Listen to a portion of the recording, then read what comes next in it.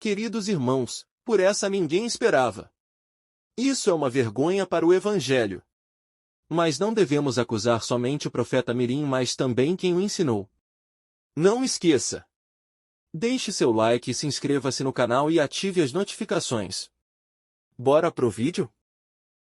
Paulo diria aos pregadores mirins, auto-intitulados profetas, Paulo não diria The King of the Power. Tem um menino aí, não vou falar o nome por questão de ética, arrumou um tal de Paul de Pauli.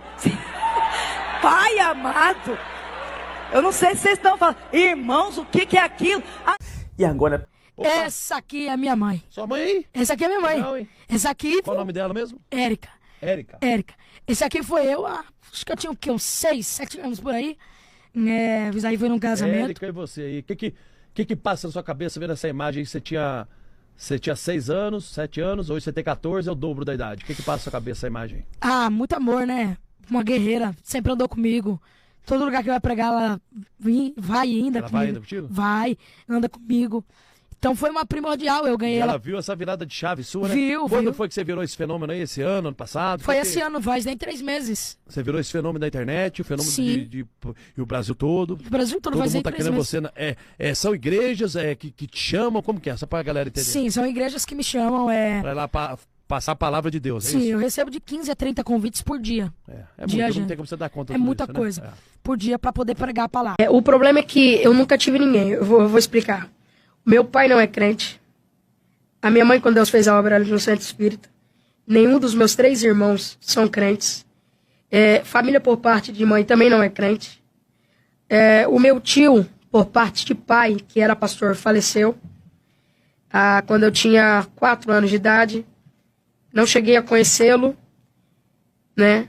Isso eu conheci também, não estou me lembrado dele agora. Sim. Mas eu nunca tive alguém para falar assim, olha, segue esse caminho, vai em tal rota, faz aquilo, faz isso. Eu sempre fui levantado e inspirado por Deus. Na linguagem de hoje, né, autodidata. Legal. Eu nunca tive alguém assim para colocar como referência no início do meu ministério. No início, né? Então, Pedro, a minha inspiração era Deus. A minha dependência, desde os meus 3, quando Deus me levantou, foi Deus. Gente que não tem pastor, cara, não tem igreja, não tem ministério, entendeu? Tem um monte de itinerante aí, que prega Brasil afora e fala assim, eu não tenho pastor, eu não tenho igreja. Cara, é pipa voando. Ô, glória! Aí tem gente que vem de Guarulhos, cadê o povo de Guarulhos? E agora as coisas começam a fazer o maior sentido, porque o pastor Marcinho, que é pastor do Miguel, também ficou conhecido por emitir algumas revelações e com certas especificidades, muito parecidas com as revelações que o Miguel costuma transmitir. Inclusive, o pastor Marcinho já pregou nos Gideões Missionários e, na ocasião, chegou a profetizar para o pastor Abílio Santana e revelando alguns detalhes. Então, onde a minha voz está sendo escutada? Só no que tiver tirando, que é teste do camarraia. Tu acha que eu não sei a batalha que tu está passando? Tu acha que eu não vi a conversa que tu teve comigo hoje? Quando eu ia dar quase 5 da manhã? Eu vou conversar um segredo teu aqui publicamente para tu saber que eu sou Deus que fala contigo. E que eu trouxe profeta que não tem medo de entregar. Tu disse, Senhor, é duro a batalha. Eu vi quando tu falou. Porque aquele telefonema do Inerrécia, do final 98, que te ligaram, te ameaçando, reminácia. Tu disse, Deus, é só por causa do Evangelho. Eu vou lá agora, Deremaia, Derrécia. Porque o código não é de Salvador, mas é do sul da Bahia, 71, Derematéria. E disse assim, eu vou acabar contigo. Mas eu mandei um anjo lá em Guaraci e pegar aquele homem chamado Arnaldo Nogueira. E eu vou dizer pra ele, não mexa com o papel, porque eu levantei ele pra ser leão. E pra tu saber quem é o que eu tô falando, eu vou tirar a força do teu corpo agora. Recebe o pra.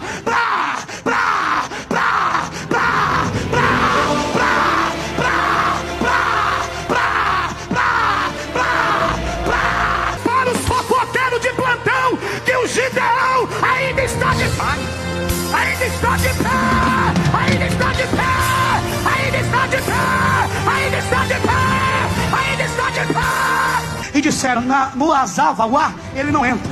Mas eu vou lá no Azavauá, Zievu, Avam, Azan, e tu vai falar, deporte, demnikeneflam, o que é isso, Jesus? Pelemitio, nolorei, belericito, nonozito, manuá, receba!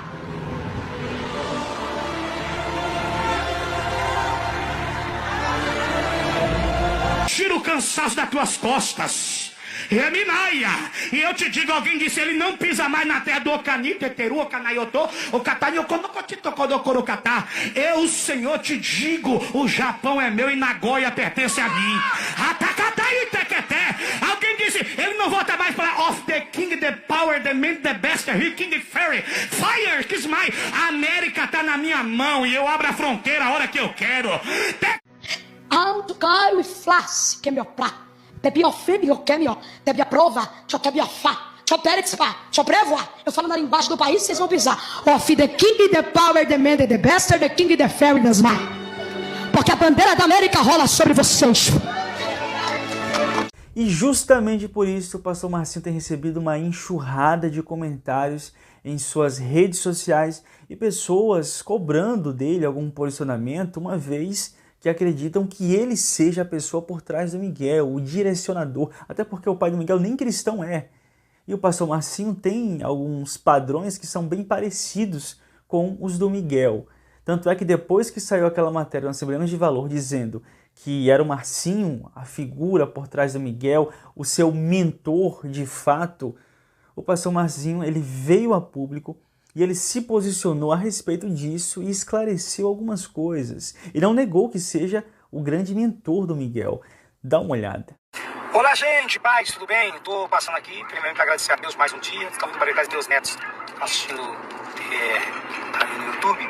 Mas agradecer ao Assembleia de Valor pela página, pela matéria, aliás, que fez. Porém, só dizer aos irmãos que o Miguel congrega conosco, né? Eu sou o pastor Miguel. Miguel é um jovem. Logo vai ter uma matéria que eu vou falar sobre o Miguel. Muita gente pedindo, falando. Vou estar falando sobre o Miguel. Vocês querem que eu fale, eu vou falar, tá bom? E as pessoas que estão criticando, falando tanta coisa, eu acho melhor a gente primeiro ouvir. Não é somente o que a internet está falando, né? É ouvir alguém falar, tá bom?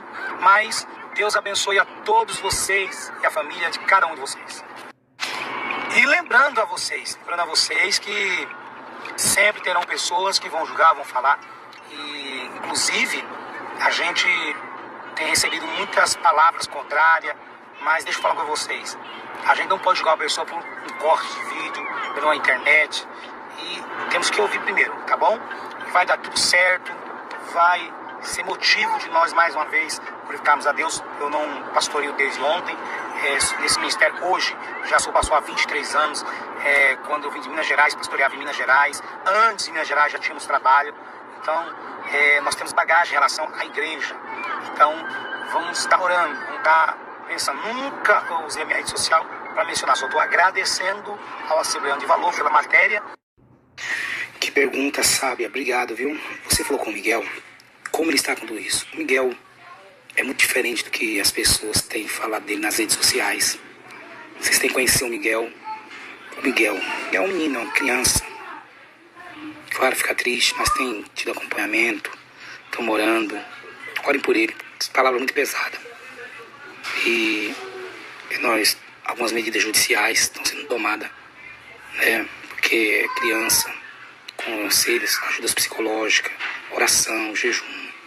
Não é fácil, mas ele tá bem, Deus está dando vitória. The king, the power, the man, the best, the king, the fairy, the smile. Gente, Miguel Oliveira, de apenas 15 anos, virou alvo de ameaças depois de suas pregações viralizarem nas redes sociais. De acordo com a coluna de Paulo Capelli, aqui do Metrópolis, com mais de 1 milhão de seguidores, o jovem passou a ser chamado de anticristo e herege por críticos que contestam os seus métodos.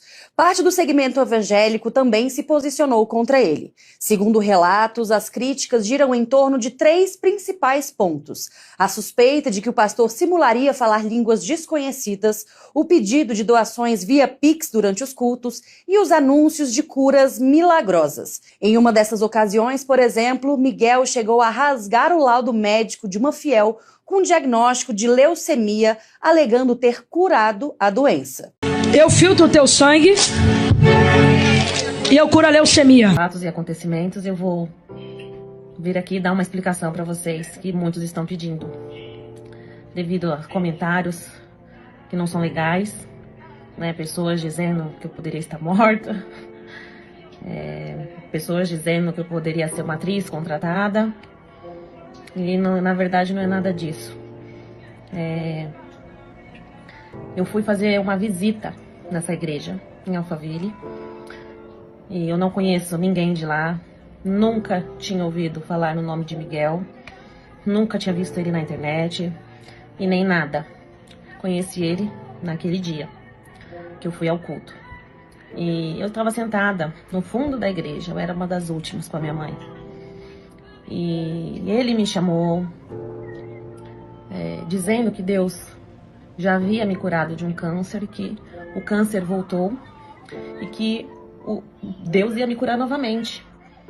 E realmente eu tinha câncer, eu fui diagnosticada com câncer no colo do útero em setembro de 2023. Passei por uma fase, um momento muito difícil da minha vida, que quem me conhece sabe. Fiquei sem andar por 8 meses, usei sonda, usei nefrostomia no rim. Os médicos já tinham me dado o diagnóstico de morte 3 vezes. Já fui diagnosticada, que não havia mais nada para mim, para o meu tratamento. Fiz quimioterapia, perdi meus cabelos, agora está crescendo novamente. E o que acontece? Ali naquela parte, quando ele rasga aqueles documentos, ele não está rasgando os meus documentos, os meus laudos. Ele fez um ato profético naquela hora. Ele pegou 3 folhas de folha sulfite e ele escreveu câncer, leucemia e filtrar sangue, né? Então eu acredito que assim, as pessoas estão interpretando de uma forma diferente, que não é aquilo. Quando ele disse que ele curou, né? Porque ele não curou nada, ele não cura nada. Quem cura é Deus e a nossa fé. E eu creio sim que a minha fé me curou. A minha fé, eu tenho certeza que a minha fé me curou. Então, ele não rasgou meus laudos, como estão dizendo. Ele rasgou folha sulfite, onde ele escreveu. Entendeu? Então é isso, pessoal. Eu continuo fazendo meu tratamento, tá? Podem ficar despreocupados, eu faço imunoterapia de 21 dias. Tô lá no hospital fazendo bonitinho. Eu fui curada sim, o câncer voltou sim, né? Mas continuo meus tratamentos, estou ótima. E é isso aí. Primeiro, se você acha que o anticristo pode ser o pastor Mirim, e depois algum comentário aqui sobre. Cara, assim, tá todo mundo falando desse pastor Mirim e tal, e tem muita coisa estranha no mundo, né? Aí o cara fala assim, olha só como é que o protestantismo... Muitos católicos falam, olha como é que o protestantismo é horroroso, olha só o pastor Mirim. Pô, pelo amor de Deus, gente, você não pode julgar o todo por um exemplo, pela parte, né? Você vai comparar as maluquices, eu vou falar, o catolicismo é horrível porque eles vendiam a salvação com as indulgências. É horrível porque tem a simonia, né, que é essa prática. Assim, só ressalto para essas pessoas, tomem cuidado com isso, para você não entrar numa de que, olha como é que o protestantismo é uma podridão, olha o profeta Mirim. A maioria das igrejas evangélicas não concorda com aquilo ali que está acontecendo ali, entendeu? Vai achar que é forçação de barra. Agora, existem pessoas que foram chamadas para serem profetas ainda na sua infância, como é o caso de Samuel. Agora, Samuel fazia as coisas que esse menino estava fazendo? Provavelmente não. Mas existem pessoas que na sua juventude foram chamadas para serem uma espécie de profetas, né? Uma coisa não invalida a outra. Agora, tem muita bagunça, né? Então, só um... obviamente, ele não tem capacidade nenhuma para ser o anticristo, né? Isso aí é bobeira. A segunda pergunta eu esqueci. Mas só uma coisa, o pessoal tá falando que, na verdade, ele não é 666, ele é meio besta. É 333. Essa piadinha. Ai, meu Deus. Cara, eu lembro dessa piada. Essa piada era. A galera contava muito nas igrejas, né? Igreja é lugar de muita piada, muita coisa engraçada também, né? Assim, o Matheus Ceará sempre quer fazer um podcast aí comigo, né? Ele comenta. Cara, se eu contar as histórias que eu vi dentro de igreja, dá um programa de horas, cara. Se eu contar só as histórias do que meu pai fez dentro das igrejas, conversando com os caras dentro da igreja, as besteiras que ele fez e falou, já dá um programa aí, meu irmão. Já é incrível. Então, assim, igreja é lugar de coisa engraçada. Às vezes as coisas engraçadas são heresias, às vezes são apenas coisas engraçadas, entendeu? Então, assim, esse profeta Mirim pode ser apenas uma coisa engraçada, pode ser uma heresia, eu não sei muito bem, eu precisava conversar com ele lá, sentir qual é dele, olhar melhor. Eu não parei para estudar o profeta Mirim, não. A segunda pergunta eu esqueci, Vilela, eu não lembro. Eu só queria fazer uma observação aqui em relação a esse jovem. A Bíblia diz que um pastor ele não pode ser neófito. O que é isso? Neófito é uma palavra grega que significa novo plantado, uma plantinha que acabou de nascer. Um pastor ele tem que ser maduro. Não pode ser uma criança. Tem que ter vivência. Por quê? Porque uma criança ela não tem preparo, ela não tem maturidade espiritual. Eu não estou dizendo que Deus não possa usar uma criança. Ele citou o profeta Samuel, que quando era menina, ele ouviu Deus falando com ele, ele ia lá e procurava o Eli, que era o mentor dele, né? Que ele foi criado no tabernáculo. E na terceira vez ele falou, olha, Deus está falando com você. Fala, Senhor, que o teu servo ouve. E Deus falou com ele. Só que Samuel não se tornou o profeta que ele se tornou antes de ser um homem maduro. Por quê? Porque espiritualidade demanda maturidade. Pois é. A Bíblia deixa claro que um pastor, que um profeta, ele não pode ser um menino. Ele pode até ter um dom espiritual e tal, mas ele não deveria estar ocupando a posição que ele está ocupando. Isso é um erro. Isto é resultado de igrejas que valorizam muito mais a manifestação sobrenatural do que propriamente aquilo que é necessário para, vamos dizer assim, as qualidades necessárias para que um líder espiritual seja levantado. A Bíblia é clara, não só para um diácono, quanto para um pastor, que ele deve ser um homem maduro, não pode ser neófito, porque neófito ele é muito jovem, ele não tem maturidade. Você pega uma criança, ele pode ter um dom já, mas ele não está pronto para exercer liderança espiritual. Então, isso é resultado de igrejas que não valorizam a Bíblia. Porque se a Bíblia ia chegar para esse menino e dizer, olha, aprende um pouquinho mais, vamos estudar a Bíblia, espera mais um pouco, agora não é hora. Mas não, ele já está nos púlpitos. Por quê? Porque essas igrejas não estão nem aí. Ele fala bonito, ele fala coisas tremendas e tal, e as pessoas aceitam. Só que isso dizer assim, é a prefiguração de um caso. Esses dias e rasgou o laudo da mulher dizendo que Deus estava curando ela do quê? De leucemia e de câncer, certo? Acabou dando problema isso daqui. Eu vou explicar pra vocês e agora é muito sério. Se liga nesse vídeo. Eu tenho sofrido ataques aqui na rede social. Eu acredito que ninguém, nenhum estrupador merece tantos adjetivos como eu estou tomando aqui na rede social. E tem sido muito horrível ouvir esses adjetivos. Quantas pessoas foi curada pela AIDS pela televisão? Jesus não vai usar a TV. Quantas pessoas? Se Jesus quiser usar uma mula, irmão. Jesus usou uma mula como meio de comunicação. Mas entenda o que eu tô falando. Jesus pode usar a TV, pode usar um meio de comunicação. Quem é esse que é The King the Power? E a irmã que falou lá, aquele palavra em cima do altar? Por que não criaram problema com isso? E se eu quiser falar inglês em cima do altar? Problema nenhum. Então pronto, irmão. Então morre o assunto. Faz pergunta desse, faz pergunta de Bíblia. Não, mas acabou. É negócio de The King, The Power. Irmão, mas é o que tá em evidência. se eu quiser falar Mohamed, Mohali, se eu quiser falar árabe, se eu quiser falar francês, se eu quiser falar, se eu quiser falar merci, se eu quiser falar Mahá, e o que fere o seio da igreja por causa disso, irmão? Olá, queridos irmãos, recebam a paz do Senhor Jesus. Eu sou o missionário Miguel Oliveira e estou passando aqui para fazer um pronunciamento a todos vocês. Esse final de semana eu vou pensar, refletir, como já estou refletindo, sobre algumas críticas, claro que todas construtivas, e parar para pensar um pouco sobre algumas coisas a respeito do meu ministério e algumas ações. Nos últimos tempos, o profeta Mirim... Irmão, olha o meu pastor e nada me faltará. Você tem que ter pastor, irmão. Meu pastor é Jesus, está amarrado. E eu só vim liberar uma profecia. Eu rasgo o câncer. Eu filtro o teu sangue. E eu curo a leucemia.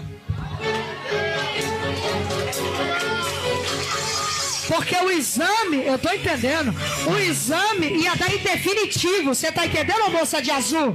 Você tá entendendo? Pra aquela sala 9, leito 4, ela ia voltar. Mas tem um anjo marchando na tua frente dizendo: eu tô quebrando a marca agora. Eu tô toda arrepiada aqui, meu Deus do céu. E Deus tá gravando esse vídeo pra dar resposta ao sargento Castro, que me chamou de vagabundo, safado, de pilantra e de ladrão. Eu vou mandar uma resposta para você aprender a nunca mais mexer com o reino de Deus, sargento Castro. Que Deus te abençoe. Quero dizer que eu amo a sua vida em Cristo e que eu oro por você. Independente de qualquer coisa que você venha falar para mim, eu amo você em Cristo e continuarei orando pela sua vida. Bom? Deus te abençoe sempre. Que a mão de Deus te guarde em tudo que você fizer. Os caras vão cobrar ele, mano. Aí chega lá, é enganado pelo pastor e depois quer culpar os outros, né? O Frank, ex-integrante do PC, falou o que a bandidagem pode fazer com o missionário Miguel Oliveira. Se liga. Se o Miguel Oliveira cai na mão do integrante do PC religioso aí, os caras vão sentar ali no banquinho, vai fazer pergunta pra ele. Fala: não, você é profeta? Não, eu sou profeta. Ah, então fala com nós aí, pai, pum. Aí vai trocar as ideias com ele, vai fazer pergunta. Até ele cair em contradição. E ele cai facinho, né? Ele já caiu em várias aí. E já viu o cara é um comédia. É um moleque, é uma criança, né? Uma criança é comédia, um manequim de igreja. É um manequim de igreja. Pega ele aí. Aí, ele se complicando lá, os caras vão cobrar ele, mano. Os caras vão cobrar ele. Sabe por que eu falo isso aí pra você? Porque os caras já cobrou falso pai de santo. No caso do Miguel Oliveira, seria o mesmo. Se cai no tribunal do CRI, os irmãos vão fazer pergunta. Se cair em contradição, se assumir que estava mentindo ou que usou da fé das pessoas, papá, os caras vão sentar ali no banquinho e é tchau, obrigado, sem massagem para ele.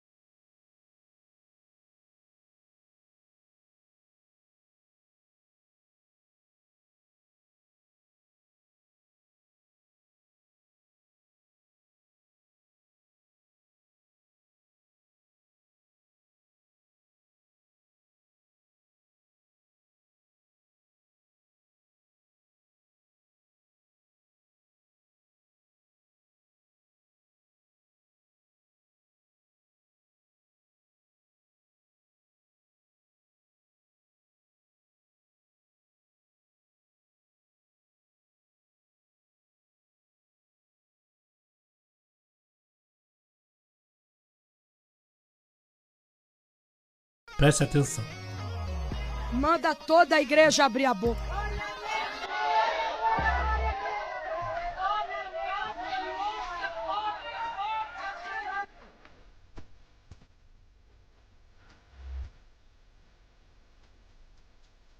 É um anjo, é?